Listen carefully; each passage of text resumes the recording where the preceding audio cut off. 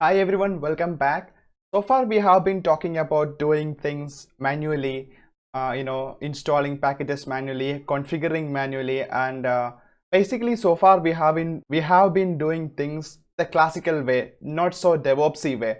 We did everything by hand. But going forward, we need to introduce DevOps tools. We need to change the way we do things. That's the whole purpose of this video series. So to have the proper context of whenever we are introducing a new tool, I decided that it's better if we do this on a practical actual system where we create an actual infrastructure and we apply our DevOps tools or our DevOps concepts into our mini infrastructure.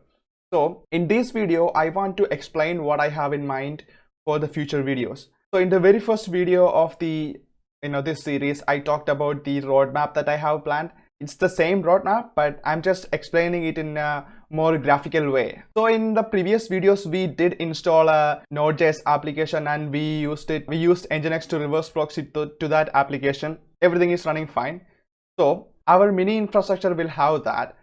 We will have one Nginx server and we'll have two Node.js backends. This will have the identical code, but we are doing it to demonstrate the load balancing. And I'm gonna call it nodeapp.devops.local.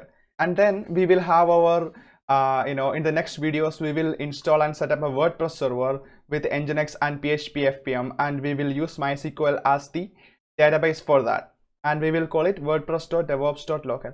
Then we'll have a Django application which will have the URL of django-app.devops.local, and this will obviously have Python Django as a backend, and then again we're going to use Nginx as the reverse proxy for that. We'll also make sure that the Django application uses MySQL.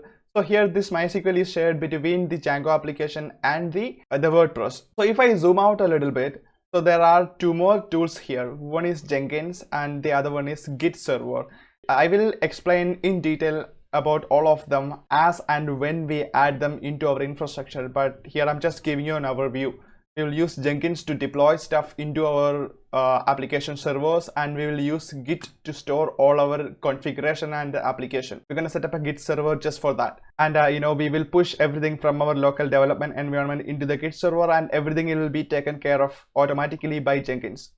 So this is how our mini infrastructure look like. I just want to be clear that the whole thing will be running locally, and we will run it inside of VirtualBox. So you don't have to pay anything for it. You can run it in your local machine itself. And in addition to that, we will be launching all of these virtual machines using a tool called Vagrant. We will talk about that, and we will be using Ansible to configure each and everything.